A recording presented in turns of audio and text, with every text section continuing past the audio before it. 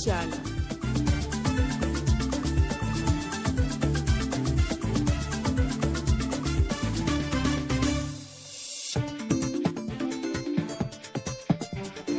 Madame, monsieur, bien le bonjour à vous. Content et ravi de vous retrouver pour cette émission spéciale sur Ifriqiya FM. Aujourd'hui, nous aborderons dans ce plateau le rôle crucial de la diplomatie algérienne dans l'émancipation du peuple africain. L'Algérie, nation porte-étendard de la lutte pour l'indépendance, a joué un rôle déterminant en soutenant de nombreux pays africains dans leur quête de liberté et d'autodétermination. Au cours des décennies, cette diplomatie visionnaire panafricaine a contribué à façonner le destin de tout un continent. Que peut-elle apporter aujourd'hui à ce continent sujet à des mutations sur le plan régional et international ? La question est désormais ouverte et pour répondre justement à cette question et à d'autres, j'ai le plaisir de recevoir sur ce plateau d'Ifriqiya FM Majed Naama, politologue et directeur de la revue Deux A Magazine, anciennement appelée Afrikazi. Majed Naama, bien le bonjour à vous et merci d'avoir accepté mon invitation. C'est moi qui vous remercie et je salue les auditeurs. C'est un honneur pour moi de s'adresser à un public africain. Tout l'honneur est pour nous, Majed Naama. Moustapha Mohamed Moustapha, notre chroniqueur du Tchad à Ifriqiya FM. Bien le bonjour à toi, Moustapha Mohamed Moustapha. Bonjour Abdelmalik, bonjour l'Afrique. Messieurs, bien le bonjour à vous et encore une fois, merci d'avoir accepté mon invitation. Alors j'aimerais qu'on commence avec vous, Majed Naama.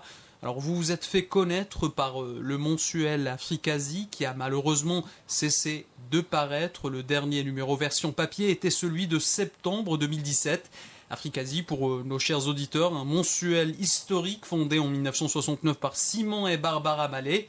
Et puis vous avez relancé le titre avec quelques anciens du journal en créant une version en ligne du magazine baptisée Deux A Magazine, la voix des non-alignés. Pourriez-vous nous en parler un peu avant de commencer qu'est-ce que représente Deux A Magazine pour l'Afrique et que représente aussi ce magazine pour ce qu'on pourrait appeler aujourd'hui le Sud global? Écoutez, Afrikazi est né en 1969, juste après le sommet afro-asiatique qui s'est tenu à Alger. Oui. Donc, il a été convenu de créer une tribune pour exprimer les tendances dans ce grand monde qui représente la majorité du monde quand même. Maintenant, il y avait la Chine, l'Inde, oui. tout ce qu'on appelle le tiers-monde à l'époque, et qui était issu de la conférence fondatrice de Bandung, qui a rompu avec le colonialisme, l'ancien ordre colonial. Et ça, c'était une gifle pour les anciennes puissances coloniales.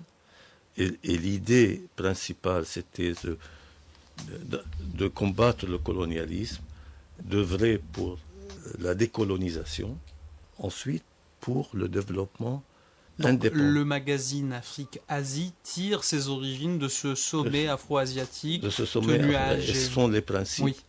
C'est pour ça que vous avez choisi le nom Afrikazi pour votre magazine. Afrikazi, la voix des non-alignés. Oui. Voilà. Pour le magazine de Simon. Mais c'est-à-dire Afrikazi aussi, elle avait un autre titre. C'était une autre époque, c'était la voix de la révolution aussi. D'accord. C'est-à-dire en Amérique latine, en Afrique, en Asie et partout dans le tiers-monde. On était avant-gardistes dans ce monde-là, parce que c'était une époque quand même où les idées de libération, d'émancipation étaient dominantes. Il y avait Guevara, il y avait les guerres d'indépendance, que l'Algérie, une fois après son indépendance, a renvoyé l'ascenseur à tous ces mouvements qui affluaient vers Alger. Et c'est à juste titre que le président Capral avait qualifié l'Algérie d'Alger de la Mecque des révolutionnaires. Parce qu'on trouvait toutes sortes de révolutionnaires, pas seulement africains. Bien sûr, Mandela est passé par l'Algérie, la lutte contre Et l'apartheid. Mumba aussi. Le Mumba aussi, Oui. Guevara est venu Oui. ici. Donc, et même il y avait les panthères noires qui étaient les Noirs américains qui étaient accueillis en Algérie. Il y avait même les Portugais. Ils avaient une radio contre la dictature de Salazar. Oui. Vous voyez, donc L'Algérie aussi a aidé à l'indépendance de l'Angola aussi. Voilà, l'Angola, et puis l'Algérie aussi s'était opposée fermement à la guerre de sécession manipulée par Israël, la France et certains pays occidentaux pour diviser le Nigeria. Et ça n'a pas réussi. Finalement, l'avion de Tchombi a résonné en Algérie. Il est mort ici. Arrêtez. Ça, parce que les jeunes, il faut qu'ils apprennent. Ces valeurs, ces principes oui. algériennes ont inspiré la création de ce magazine, Oui, ont inspiré surtout aussi la ligne éditoriale le soutien de l'Algérie à la cause palestinienne. Oui. C'est à toutes les causes de libération. Donc c'était en Afrique, bien sûr, c'était central, mais ailleurs aussi, partout où il y avait un mouvement de libération pour s'émanciper du colonialisme, l'Algérie était là. Et puis l'Algérie, à l'époque, avait appelé à l'instauration d'un nouvel ordre mondial, économique et politique. Oui. C'est avant là, c'est vraiment... c'était des pionniers comme pensée. Ils n'avaient peur de personne. Oui. Et pourtant, en même temps, l'Algérie œuvrait pour la paix. C'est pas une va-t-en-guerre, elle est contre les guerres, surtout les guerres d'agression, et pour les médiations, voilà, et pour les intégrités territoriales de tous les pays. Alors justement, Majid Nama, parlons justement de ce magazine Afrique-Asie. Je le disais tout à l'heure, un magazine qui a malheureusement cessé de paraître. Le dernier numéro version papier était celui de septembre 2017. Qu'est-ce qui s'est passé? Est-ce que ce magazine dérangeait Majid Nama? Oui, il dérangeait beaucoup. Il dérangeait beaucoup. Parce que d'abord, du temps de Simon Mallet, il dérangeait beaucoup. Il a été expulsé de France. Oui. Parce qu'il y avait une coalition de pays, de dirigeants africains qui avaient réclamé à Giscard sa tête. Donc c'était Omar Bongo, c'était Bokassa. La dynastie Bongo qui n'est plus. Hein. Oui, qui n'est plus. Qui a été renversée récemment. Hein. Il a été expulsé Puis finalement, il est revenu après la chute de Giscard. Vous voyez. Donc, pour vous dire que ça dérangeait beaucoup, parce que c'est surtout avec la France-Afrique, il combattait non seulement les despotes, mais les agents, il œuvrait pour la libération des peuples africains. Et c'est pour ça Afrique-Asie n'avait d'alliés, si vous voulez, que très peu de pays. C'était l'Algérie, c'était l'Afrique du Sud à l'époque, c'était sous l'apartheid, ne pouvait pas aider un journal comme celui-là. L'Angola aussi, on a aidé la guerre de libération de l'Angola. Donc l'Afrique-Asie était le porte-voix. Justement, vous êtes en train de parler d'Algérie, Majid Nama avec nous en direct depuis Bamako. Ibrahim Soumaré, ancien conseiller de plusieurs présidents maliens et fils du fondateur de l'armée malienne. Ibrahim Soumaré, bien le bonjour à vous. Vous êtes en train d'écouter les dires de Majid Nama. On est en train de parler de l'Algérie. Est-ce que selon vous, Ibrahim Soumaré, l'Algérie est un acteur clé de la diplomatie en Afrique? Oui, l'Algérie est un grand pays, comme certains grands pays africains, a une politique étrangère très, très entreprenante. Et d'ailleurs, c'est l'occasion, à chaque 8 octobre, pour vous de célébrer cette diplomatie qui est une diplomatie qui est née dans les entrailles de la lutte de libération du peuple algérien et qui a connu, bien entendu, beaucoup de victoires diplomatiques, beaucoup d'entreprises diplomatiques, que ce soit au niveau sous-régional, au niveau international. Et comme le dit votre invité, ça a contribué au renforcement, à l'entraînement, à la promotion de plusieurs mouvements de libération, y compris, Albin Cabral, vous en parlez tout de suite, le Bouba. Donc, c'est une diplomatie et qui, déjà, avant l'indépendance de l'Algérie en 62, déjà, vous avez parlé du sommet des non-alignés, mais le premier sommet des non-alignés en 1955, en 1955, l'Algérie était représentée, vous savez.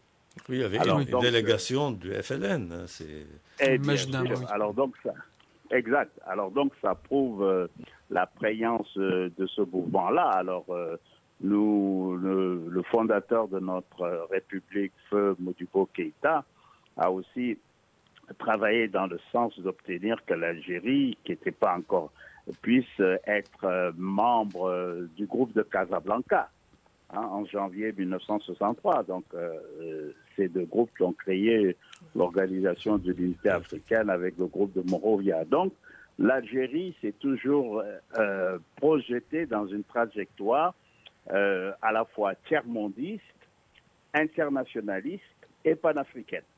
D'accord. Donc, voilà. Oui, et aussi, Ibrahim Soumaré, pour toute situation de crise, l'Algérie a toujours plaidé pour l'instauration d'un dialogue inclusif, rassembleur. On peut citer dans ce sens la centralité de l'accord de paix au Mali. Vous êtes malien, l'accord de paix au Mali de 2015, issu du processus d'Alger. L'Algérie a pu rassembler toutes les parties en conflit au Mali. Tout à fait. Il y a eu les accords de paix qui ont été initiés au niveau de l'Algérie, signé à Bamako. Et ça, effectivement, la diplomatie algérienne s'est fortement impliquée. D'ailleurs, l'Algérie est président du groupe international des représentants de la communauté internationale au sein de cette structure-là. Bon, qui connaît maintenant une évolution assez difficile, voire chaotique, dû aux réalités du terrain et au fait que, c'est des accords, c'est deux parties qui signent, ou plusieurs parties. Alors, s'il y a des contradictions, alors on est dans cet état assez difficile. Et autre chose aussi, l'Algérie, concernant aussi le Mali, peut aussi aider, non seulement avec son accord de paix, mais avec aussi son expérience en matière de lutte antiterroriste. Oui, ça c'est clair. De toute façon, les liens entre le Mali et l'Algérie dans ce domaine-là sont historiquement datés. Vous savez que le 12 septembre 1960, quelques jours avant la proclamation de l'indépendance du Mali, le 22, le président Modibo avait convoqué le consul général de France qui était ici, Ferdinand Vipo, pour demander aux autorités françaises de prendre des dispositions pour dégager l'armée coloniale afin que la révolution algérienne, que la lutte du peuple algérien puisse bénéficier du territoire malien, créé en front. Alors, donc ça a été très important. Et finalement, le général Claude Charles, qui était chef d'état-major de l'armée coloniale ici, ils ont dégagé, ils sont partis. Alors, aujourd'hui, du point de vue de l'expérience de la lutte, vous avez eu une longue décennie de lutte contre certains mouvements de perturbation au niveau de votre pays et également votre capacité en géostratégie. D'ailleurs, vous avez un envoyé spécial pour les questions du Sahel et puis tout ça dans le domaine de la géostratégie. Mais vous demeurez un partenaire extrêmement important pour le Mali qui vit actuellement une situation de crise actuellement. Je reviens vers vous, Majed Nahama, peut-être pour rebondir sur ce que vient de nous dire Ibrahim Soumaré, ex-conseiller de plusieurs présidents maliens, dont Aboubacar Keïta et Amadou Toumani Touré. pour rebondir peut-être? Écoutez, l'Algérie, parce que d'abord c'est un pays voisin et frère du Mali. Ce n'est pas un lointain pays. Oui. Et le Niger, c'est la même situation.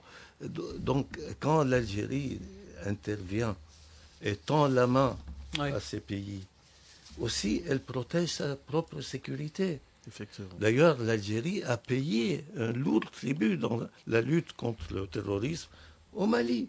Donc, et contrairement aux autres puissances, par exemple la France, l'Algérie n'a pas de visée. Elle tient à l'intégrité des frontières.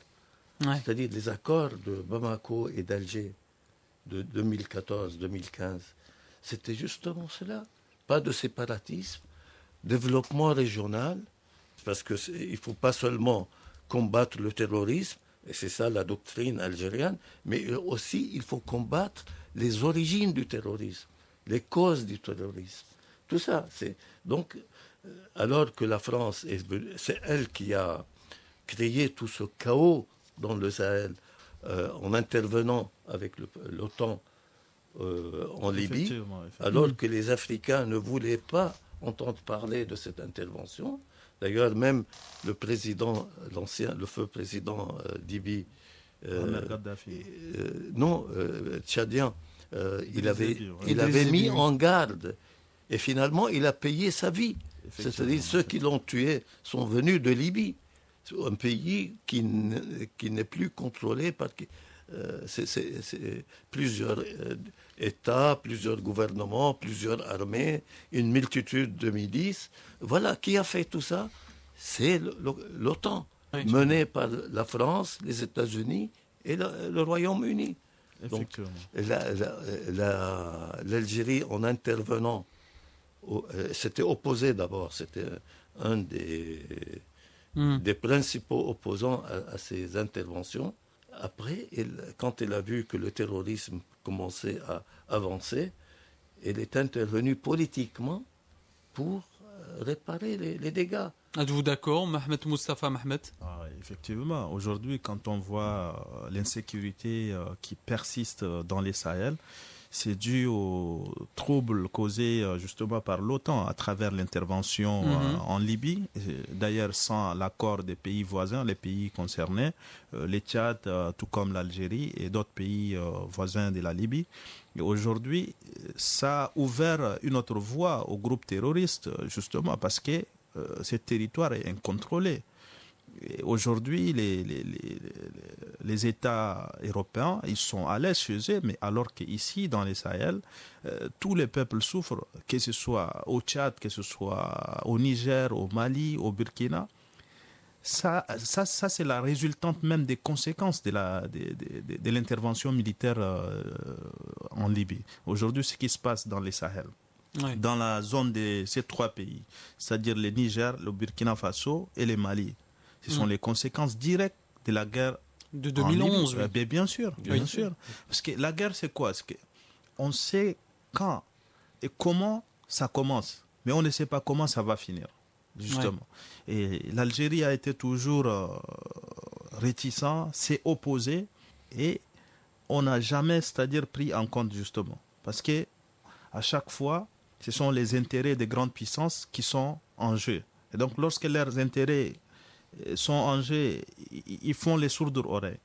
Peu importe les raisonnements. Sauf que maintenant... Justement, j'aimerais, parce que nous avons avec nous en ligne, encore une fois, Ibrahim Soumaré.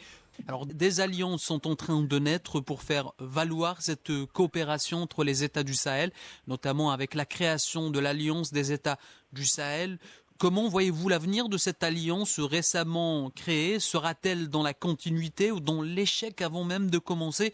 Je vous dis échec car dans le passé, des alliances de ce genre ont vu le jour, telles que le CEBOC, on le voit aussi avec la CEDEAO, une organisation à la base qui avait une mission purement économique et maintenant elle s'est convertie dans le politique et même le militaire. Quel est votre avis sur ce sujet, Ibrahim Soumaré? Alors, tout à fait. Il y a, depuis le 16 septembre dernier, il y a eu une alliance qu'on appelle l'alliance de l'État Gourouma qui a été conclue entre le Mali, le Burkina Faso et le Niger. voilà, et le Niger, en vue de mutualiser les forces, parce que vous savez, les groupes terroristes, là, bon, le mot terrorisme, c'est un mode opératoire. Disons que Ouais. les groupes armés qui sont illégaux et puis, je dis djihadistes entre parenthèses, ont tendance à utiliser les frontières comme on utilise comme en sens de chemise. Hein. Donc aujourd'hui, ils passent par le Tchad, par le Niger, le Burkina, etc. Donc, en vue de lutter contre ça, cette alliance a été mise en place. Ça va nous permettre de mutualiser les forces, comme j'ai dit, de pouvoir aussi bien dans le renseignement, dans les actions de tactique et les actions stratégiques, en vue de mettre échec d'une façon ou d'une autre ces groupes de la mort, là, ces groupes de violence. Alors, ça, c'est la conséquence en réalité de l'échec de ce qu'on appelle le G5 Sahel, le fameux G5 Sahel, qui était en réalité piloté par une puissance extérieure au continent et au Sahel, et qui avait des priorités qui ne correspondaient pas tout à fait aux réalités du terrain. Alors maintenant, avec ce groupe-là, déjà, on voit une certaine collaboration qui se fait pour pouvoir mutualiser les forces-là. Ouais. Alors, le plus important à savoir, c'est que moi, d'ailleurs, en ce moment, j'étais dans les affaires, puisque j'étais ambassadeur conseiller diplomatique. L'ancien président Amadou Toumani Touré, ouais. Vous étiez conseiller de ce président. La déstabilisation de son régime, voilà, la déstabilisation de son régime est carrément en étroite liaison avec la crise libyenne. L'intervention otanienne en Libye. Ouais. Il a combattu ça comme tous les démocrates et les patriotes africains. Et ça, c'est quelque chose que nous récoltons jusqu'à présent. Toutes les troupes que nous connaissons dans notre sous-région prennent leur origine là. Bon, il y a d'autres aussi contradictions internes qui sont venues alimenter ça. Effectivement, il y a aussi les conséquences d'intervention militaire de l'OTAN en Libye aussi, qui fait partie aussi des facteurs qui développent cette violence, justement, alors, surtout quand on parle dans les domaines du terrorisme. Voilà. Alors, c'est ce que je disais. Amadou Toumani Touré avait alerté. Malheureusement, ça n'a jamais été entendu. Et il était question déjà, depuis ce temps-là, de créer une sorte de rayon sahélo-sahélien en vue de prévenir tout ça. Tous ces projets-là n'ont pas vu le jour. Alors, ce mouvement des États du Sahel qui a été consacré en septembre, je crois pouvoir dire que c'est un bon cheminement en vue de contrer ces forces de violence. Alors, ouais. Pour peu, bien entendu, qu'il y ait également une aide, que la logistique et les financements soient mobilisés très rapidement, et ils y sont. Merci pour cet éclairage, Ibrahim Soumaré. Je rappelle que vous êtes ancien ambassadeur et ancien conseiller de plusieurs présidents maliens, dont Amadou Toumani Touré, Aboubacar Keïta. Merci d'avoir participé avec nous dans cette émission. Merci, Ibrahim Soumaré. Merci beaucoup. Au revoir tout le monde. Ifriqi FM, politique, géopolitique, économie, culturelle, sport, environnement, cinéma, musique.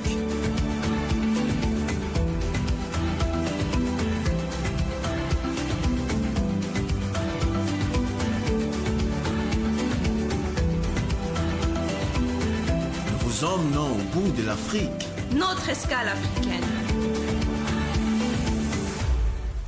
Majed de Naama, peut-être pour rebondir sur les propos d'Ibrahim Soumaré. Écoutez, c'est tout à fait logique et historiquement, ça c'est vraiment ce qui s'est passé.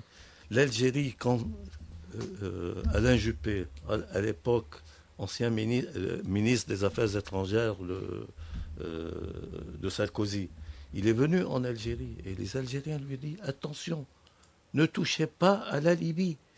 nous, on n'est pas très amis avec ce pays, Oui. mais on sait que si vous touchez, c'est le chaos généralisé. Ouais. Et que répondait Alain Juppé avec son arrogance? Ah, vous avez peur des révolutions?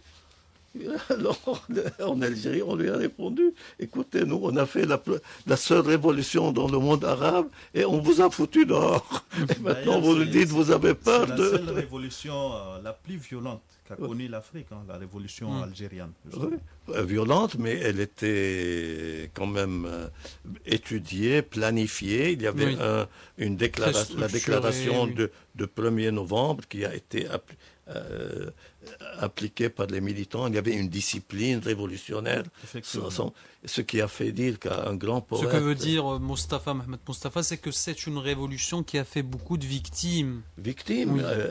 Mais beaucoup d'Algériens ont sacrifié leur vie pour l'indépendance, pour la liberté. Oui. Mais c'est le prix, de la liberté. Oui, finalement, après 132 ans de colonialisme, après que la France pensait que rester ad vitam aeternam dans ce pays, elle a été chassée. D'ailleurs, c'est ce qui fait de l'Algérie un modèle pour d'autres nations sur les globes terrestres. Voilà, c'est-à-dire elle n'a pas transigé. Justement, avec la Libye, l'Algérie a accueilli plusieurs conférences internationales à Alger, notamment sur la stabilité en Libye, et même les Libyens reconnaissent et prennent en considération l'utilité. Récemment, avec la CEDEAO, qui voulait intervenir militairement au Niger. L'Algérie a été très rapide cette fois-ci, contrairement pour à la Libye. Voilà, un deuxième cas attention, on ne va pas répéter, reproduire une deuxième Libye, une deuxième Syrie. Et le président lui-même a déclaré, et ça, président algérien, oui, le président Tebboune, il a dit, c'est une menace pour notre sécurité nationale. Le message est arrivé, 5 sur 5. Ceux qui étaient chauds pour la guerre, d'un seul coup, ils ne voulaient plus la guerre. Ils ont baissé les armes. Nous avons déjà subi les conséquences de la guerre de Libye. Exactement, puisque le président... Les groupes rebelles qui sont venus attaquer les pouvoirs d'Idriss Déby jusqu'à... Ça l'a coûté... Et il n'a pas été écouté. Exactement. Et pourtant, c'était l'allié de la France. Il a dit c'est très dangereux pour notre sécurité. Et finalement, il a payé sa vie pour ça. Voilà. Donc il ne faut pas répéter les mêmes erreurs. Voilà. Alors, autre chose. Comme vous venez de le dire, on fait la guerre quand on veut, on la termine quand on peut. Voilà. Jamais on a la décision sur la suite de la guerre. Et la preuve, c'est que la Libye, jusqu'à maintenant, n'en sort pas. Et même si il y a eu 7000 réfugiés clandestins qui ont atterri en Italie, c'était le jour où il y a eu les inondations à cause du manque de maintenance des 2 barrages. Oui, c'est à cause de cette révolution, soi-disant révolutionnaire ou je ne sais pas quoi. Et finalement, ils payent eux-mêmes le prix de leurs erreurs. C'est maintenant, Kadhafi il les avait mis en garde, attention. Effectivement. La Méditerranée va être noire de réfugiés, de clandestins, et le terrorisme va se développer. Oui. Et voilà, alors que c'est pour ça la prophétie de l'Algérie était à sa place, mais personne n'a voulu écouter. Et justement, pour parler de la Libye, nous avons un spécialiste avec nous, un spécialiste du dossier, Adama Diabaté, politologue. Monsieur Adama Diabaté, bien le bonjour à vous. Vous êtes en train d'écouter l'intervention de Majed Nahama, notre invité. Nous sommes en train de parler de la Libye et justement, la Libye, quel est votre avis sur ce qui se passe en Libye? Adama Diabaté. Bonjour monsieur, bonjour aux panélistes, bonjour aux auditeurs. Bonjour à tous les Africains et tous des amoureux de l'Afrique, en fait. Oui, la Libye, je considère que ça fait partie du plan diabolique de l'Occident pour réajuster ce qu'ils avaient pensé comme leur chasse gardée. La Libye aujourd'hui, c'est la boîte de Pandore qu'ils ont ouvert, mais malheureusement, ils n'ont pas pu contrôler les choses. Et comme répercussion aujourd'hui, nous vivons ce que nous vivons au Sahel. La Libye aujourd'hui, c'est la plaie générale en ce qui concerne le terrorisme dans toute l'Afrique. Bien sûr que c'était bien orchestré, c'était bien organisé, mais après, le contrôle des événements les a échappés. Et maintenant, on prétend vouloir contenir le mal, alors qu'en réalité, c'est le mal qu'ils utilisent dans nos relations comme appât pour se couvrir derrière ça, et des pompiers pyromanes en fait. Mais dans le cas de la Libye, je pense que les djinns les a échappés. Ouais. Et la responsabilité, malheureusement, les incommes, les dégâts, les effets néfastes, c'est nous les Africains qui subissons et c'est nous qui devons chercher des solutions à la situation parce que le problème est que l'Occident constitue ouvertement aujourd'hui, bientôt la journée internationale de la diplomatie, qui veut dire chaque fois politique correctness, il faut toujours dire les choses de façon camouflée. Mais aujourd'hui, je vais me permettre une exception et être au maximum franc. D'accord, Adama Diabaté, oui. L'Occident n'est pas intéressé à la stabilité de l'Afrique. L'Occident n'est pas intéressé à l'ordre en Afrique. Mais pourquoi selon vous? Qu'est-ce qui motive? Voilà, mais pourquoi selon vous? Je vais vous dire un petit secret aujourd'hui, ce qui se dit dans les cabinets privés, parce que Dieu m'a donné la chance de coopérer avec beaucoup de politiciens occidentaux quand j'étais en Russie, ceux qui faisaient les voyages là-bas, que ce soit des parlementaires, même certaines délégations présidentielles, en privé, ou bien quand on est un peu chauffé, vous comprenez ce que je veux dire, et on dit ouvertement, et une Afrique qui se développe, ça va provoquer la baisse du niveau de vie dans tous les pays de l'Occident.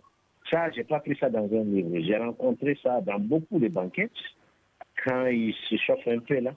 Parce qu'on s'est trop cotisé pendant 30 ans et on se prenait comme des copains.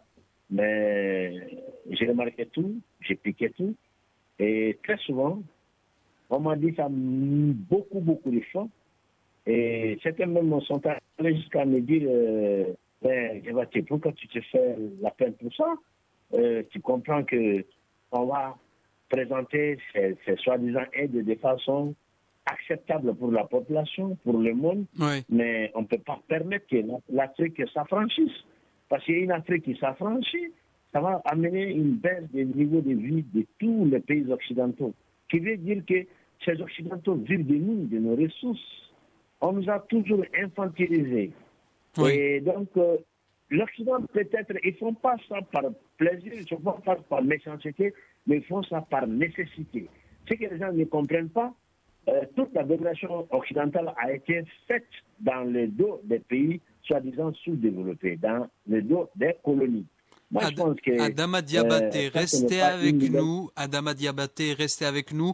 Il y a Majed Nahama qui veut rebondir sur vos propos. Restez avec nous. Hein. Oui, je suis tout à fait d'accord. L'Occident ne veut pas du bien pour le continent africain. La preuve, regardez l'exemple du Niger. Le Niger, il est gouverné pendant des décennies colonisé par la France. Quelles sont les infrastructures que la France a créées dans ce pays? Alors que les Chinois, ils ont construit un pipeline qui va acheminer le pétrole extrait au Niger vers Cotonou pour l'exporter, ce qui va lui rapporter 6 milliards de dollars par an. Vous voyez, la Chine a investi au moins 1000 milliards de dollars pour le développement de l'Afrique. Oui.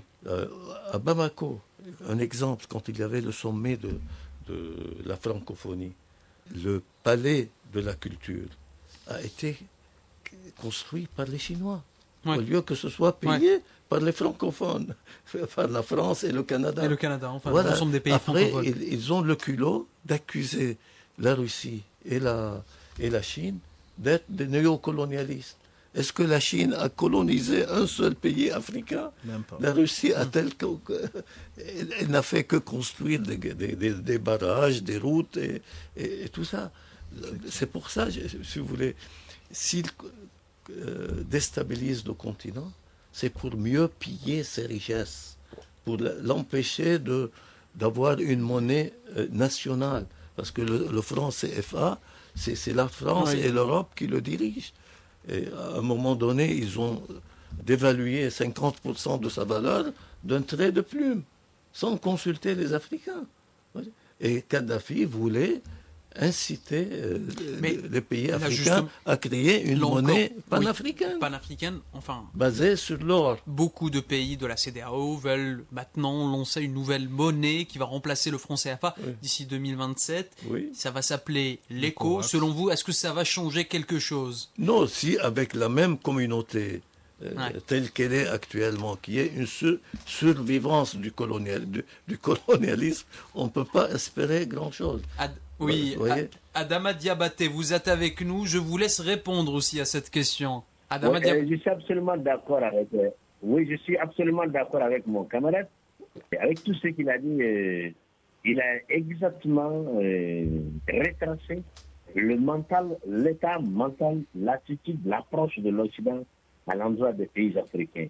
Et par rapport à l'écho, cette histoire d'écho, comme mon collègue vient de dire, si c'est la même communauté qui reste, avec ces mêmes leaders vendus, ce sont les nègres des maisons, en fait, en général, qui sont au pouvoir chez nous ici. Comme Kagame disait, à chaque fois qu'il y a un petit problème, et les défilés se font à l'Élysée, c'est pour des photos options, on est de venir résoudre les problèmes à la maison. Parce que le mental de nos leaders, c'est que tant que tu n'as pas l'aval de la France, tu n'es pas un président, tu n'es pas un président capable. C'est-à-dire qu'on nous a créé cette situation de mensonge où on nous a fait penser qu'on a notre indépendance, la population lambda, mais en réalité, nos présidents ont toujours été imposés par la France, et surtout par rapport au CFA qui est mon camarade. C'est une autre forme de colonisation. Économique et politique. Politique, voilà. Certainement, on parle de néocolonialisme, justement. Absolument. Pour quelqu'un qui comprend ce que veut dire le franc CFA, c'est pas pour zéro que l'Algérie l'a abandonné, la Mauritanie l'a abandonné, le Vietnam l'a abandonné. Ils ont fait un petit choix ici. Je veux que mes camarades arabes m'expliquent là. Et tous les pays africains noirs qui ont essayé d'abandonner, on a tué le président. Oui. Tombal Bay, le président togolais, le président malien, vous savez la liste. Parce que le franc CFA, en réalité, c'est un crime contre l'humanité. C'est un instrument pour affamer, pour toujours tenir dans l'état ces pays-là qui mangent ce papier du trésor français qui n'a jamais été une monnaie en réalité. Pour ceux qui connaissent le système des francs CFA, c'est du vol, c'est de l'arnaque, c'est de l'escroquerie. C'est la CPI, au contraire, si elle était réellement, la Cour pénale était là pour pénaliser des crimes contre l'humanité, la première des choses, c'était le franc CFA, littéralement. Malheureusement, la thématique est un peu différente. Sinon, si j'avais le temps, j'allais rentrer un peu dans les détails pour expliquer aux auditeurs qu'est le dit le franc CFA pour qu'ils comprennent que c'est l'arnaque du siècle. Et parce que sans le franc CFA, l'existence même de la France est menacée.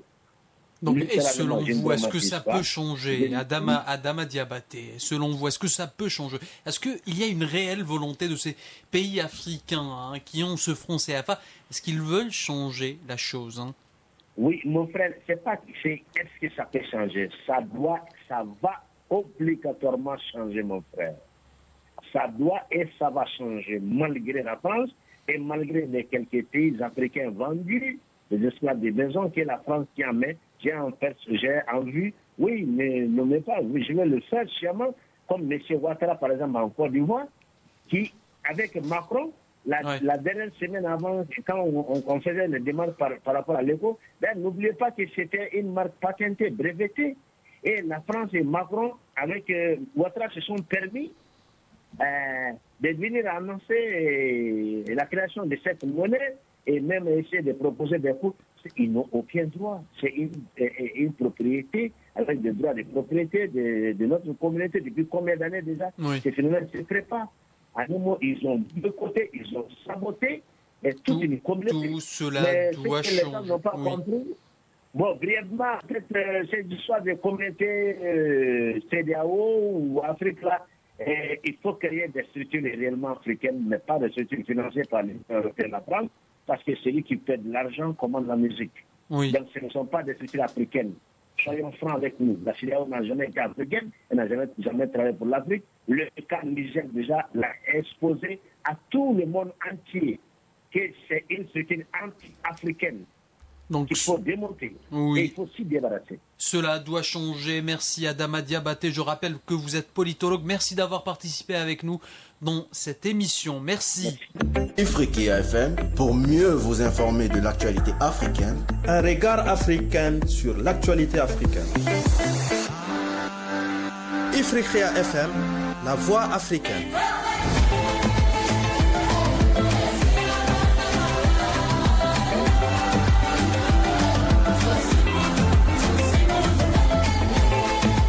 Mustapha, pour rebondir. Merci beaucoup. Bon, Merci. effectivement, je suis tout à fait d'accord avec ceux qui m'ont précédé. Aujourd'hui, même quand on lit la littérature, il existe même une théorie selon laquelle, la théorie des Posner, il existe un fossé entre les pays du Nord et les pays du Sud. Et les pays du Sud, ce sont les pays africains et d'autres pays asiatiques. Mais aujourd'hui, même l'Asie s'est développée pendant longtemps. Actuellement, c'est juste l'Afrique qui reste encore toujours en retard sous la domination coloniale, justement. Le colonialisme existe sous d'autres formes parce qu'aujourd'hui, on parle de néocolonialisme. Ce qui fait qu'aujourd'hui, nous, on épouse d'autres monnaies. Parce que lorsque ton argent est géré par quelqu'un d'autre, Ouais. où est la liberté? Où est l'indépendance? Donc Il n'y a c'est pas. aussi une question de souveraineté aussi, ce qui se passe avec le franc CFA. Oui. Justement, il nous faut vraiment un changement à 360 degrés. Ouais. Et justement, les dirigeants africains, honnêtement dit, il y a des dirigeants dirigés en fait. Et tant qu'on accepte ce genre de système, l'Afrique ne peut pas se développer. Parce qu'il faut voir qui prend les décisions. Ce sont les dirigeants.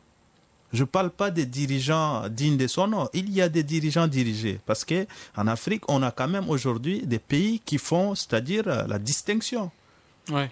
Donc, il faut soutenir ces pays-là. Et aujourd'hui, on a aussi justement la naissance des États, comme l'Alliance des États du Sahel, à l'exemple de Burkina Faso, du Mali et du Niger, qui sont en quête de la souveraineté nationale. Parce que ces pays, en réalité, qu'est-ce qui les a, c'est-à-dire poussés à intervenir justement de façon militaire? Parce qu'ils en ont marre. Parce qu'ils vivent la misère. Vous savez, cette phrase qui dit « l'expérience conseille mieux que les conseils ». Ces peuples, ils ont subi et ils ont compris finalement notre problème, ce n'est même pas nous. Notre problème, c'est d'abord, c'est de libérer, c'est-à-dire des jougs coloniales. Et notamment, quand je parle aujourd'hui, je parle des pays sous la colonisation française, justement. Parce que citez-moi un pays de colonie française qui est un exemple aujourd'hui de développement. Même pas un pays développé. On parle des derniers pays en termes de rang, justement. Et ça, c'est grave. Ça, c'est très grave. Et comme les politologues, ils venaient de dire, ça doit changer. Ça doit changer, justement. Ça doit changer, pourquoi? justement. Parce qu'aujourd'hui, on a cette envie-là de voir l'Afrique s'émerger, voilà, justement. Oui. Et l'Afrique décider aussi, tout comme les restes du continent. Justement, Mustapha, vous parlez de changements. Des changements s'opèrent dans le Sahel, au Niger. Récemment, les troupes françaises ont décidé de plier bagages. Ils vont partir cette semaine. On les a obligés. On les a obligés à partir du Niger, c'est-à-dire à prendre bagages, à prendre leurs bagages et partir. Pour commenter cette actualité, peut-être Majid Nahama. Écoutez, c'est avec la France, sa position, elle était vraiment incompréhensible et intenable vis-à-vis du Niger. C'est-à-dire quand les Maliens lui ont dit de dégager, ils ont dégagé, sans hésiter. Quand les Burkinabés lui ont demandé de dégager, ils ont dégagé. Sauf au Mali, parce qu'il y a de gros intérêts. Au Niger, oui. Au Niger, gros intérêts français. Non, on ne traite pas avec le... Mais les relations entre États, c'est entre États, pas entre régimes.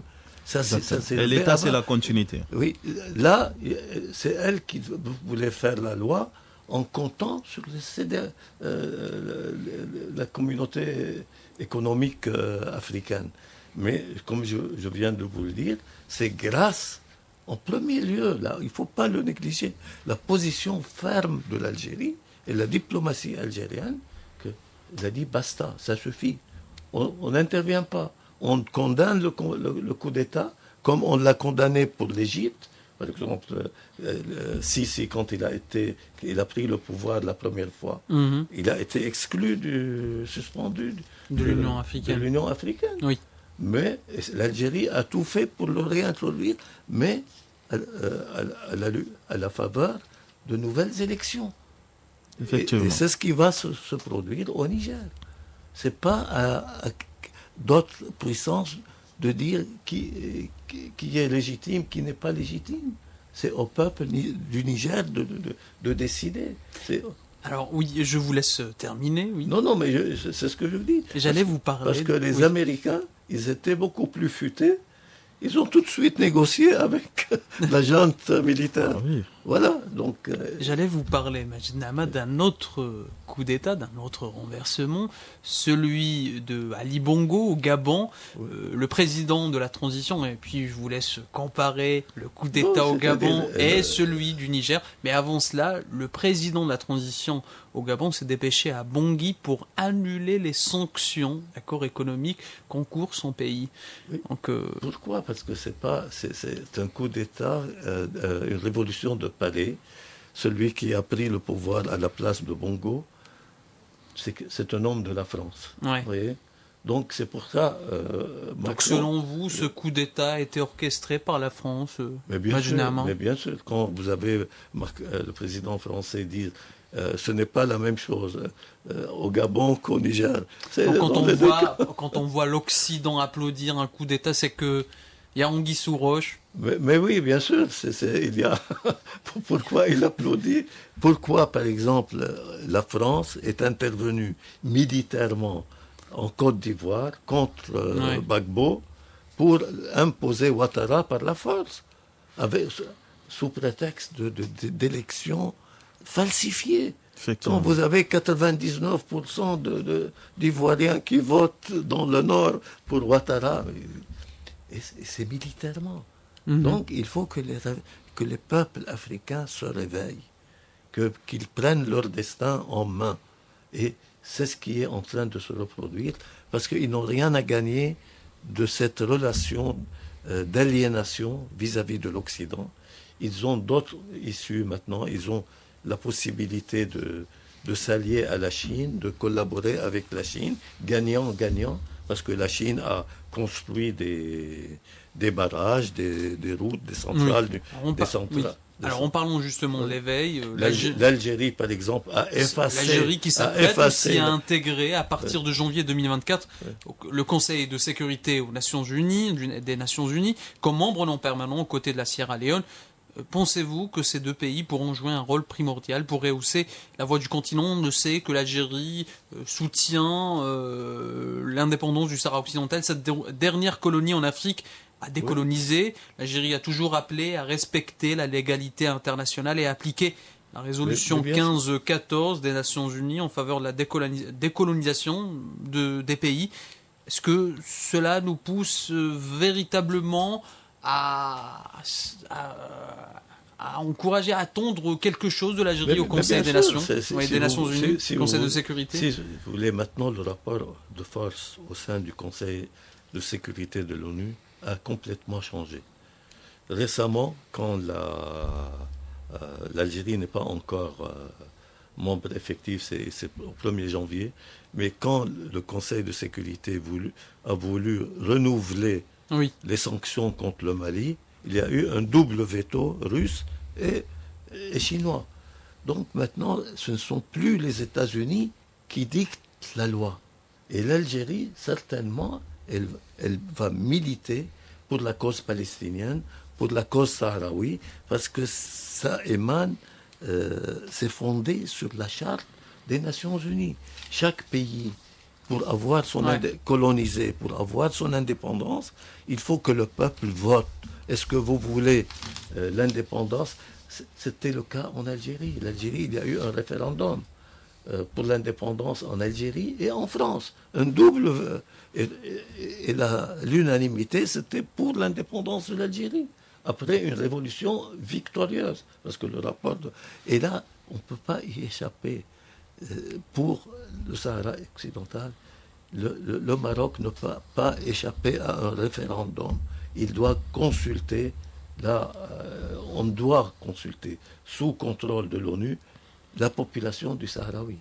Moustapha Mohamed Moustapha. Effectivement, aujourd'hui, jusqu'à la preuve du contraire, l'Algérie est le seul pays du continent qui s'oppose à tout l'impérialisme. Voilà. Et donc ça, c'est très important, avoir l'Algérie comme membre, justement, au niveau de l'ONU. Cela va à l'avantage du continent, parce qu'aujourd'hui, ce qu'il faut faire, c'est qu'il faut qu'on écoute l'Afrique, en fait.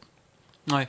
Et l'Afrique doit aussi participer à la prise des décisions. Il faut qu'elle soit membre. Exactement, membre. Il faut qu'il y ait des membres permanents du Conseil de sécurité africain. Ce n'est pas normal et ce n'est pas juste. Ouais. Un continent, on écarte carrément, c'est pas juste. Donc je crois que même les dirigeants du monde entier actuellement, ils ont quand même tendu l'oreille, ils seront à l'écoute. Et je crois que surtout avec l'apport de l'Algérie et Sierra Leone, nous allons passer à une autre étape. Avec l'aide de l'Algérie, avec l'aide aussi de d'autres pays africains, l'Afrique pourra effectuer son éveil. Messieurs, merci d'avoir participé à cette émission. Majed Na'ama, politologue et directeur de la revue Deza Magazine, anciennement appelée Africasie. Merci d'avoir répondu à mes questions et merci d'avoir assisté aussi à cette émission. Merci. C'est moi qui vous remercie. Et Moustapha Mohamed Moustapha, notre chroniqueur du Tchad à Africa FM, merci aussi d'avoir répondu à mes questions et merci d'avoir répondu aussi présent à mon invitation. Merci, c'est un plaisir toujours. Et je tiens aussi à remercier nos intervenants, Ibrahim Soumaré, ancien ambassadeur du Mali et ancien conseiller de plusieurs présidents maliens, et Adama Diabaté, aussi politologue malien. Merci à eux d'avoir participé à cette émission. Chers auditeurs, je vous dis à la prochaine fois. Merci. Salam alaikum. Alger Pretoria, Yamoussoukro, Moroni Bangé, Bujumbura, Ouagadougou, Gaborone, Cotonou, Yaoundé, Djibouti, Le Caire, Asmara.